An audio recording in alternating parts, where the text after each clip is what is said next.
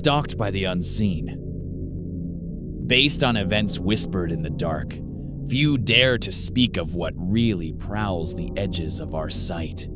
The night was thick around him, pressing in like damp velvet. He rounded the corner of the abandoned warehouse district, every footstep echoing off the crumbling brick walls. A distant siren wailed, then stopped. The silence tasted metallic against his tongue. He paused, heart hammering, and for a moment thought he heard breathing. Slow, deliberate, just beyond the reach of the single street lamp's glow.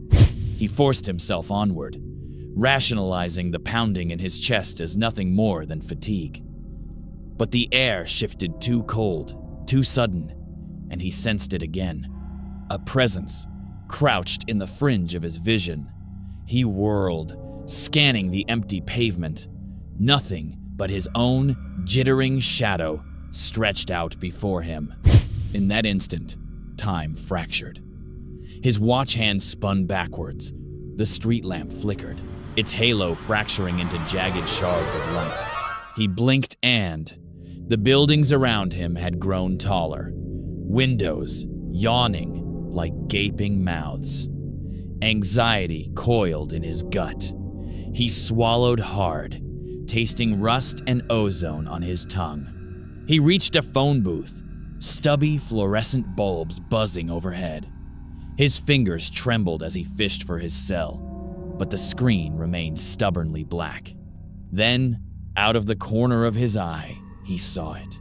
A silhouette perched atop a fire escape, limbs splayed at odd angles. The figure's head tilted, as if listening to him breathe. He blinked and it was gone. Panic roared in his ears. He stumbled into the booth, slamming the glass door shut. The pain spider webbed under his palm, cracking with a sharp ping. He pressed his forehead against the cold plastic, trying to steady his breath. Behind him, he heard scraping slow, deliberate like fingernails scoring stone. He forced himself to look. A pale face materialized on the outside of the glass, hollow eyes reflecting his own terror. Skin stretched too tight over a skull that stretched impossibly long. It stared. His blood chilled to ice. He banged on the glass, screamed his own name, but the world outside swallowed his voice. Behind him, something thudded against the booth's metal side. Then again closer. He spun in a fury, fists raised, but there was nothing, only darkness creeping across the booth floor like a living shadow. Breathing ragged, he pressed a trembling finger to his ear. At first, he thought he heard static then, soft, urgent whispers, murmuring his deepest doubts. "You're already lost. You never belonged here." The words twisted inside him, wrapping around his mind, until he couldn't recall who he was anymore. He fled into the street once more. The street lamp overhead splintered, plunging him into pitch black.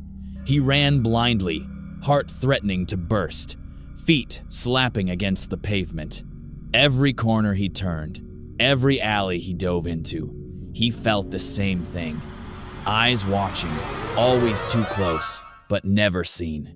His own shadow danced at the edge of his vision, elongating, fracturing, sometimes appearing as 2 or 3 copies each one, drifting toward him at an impossible angle.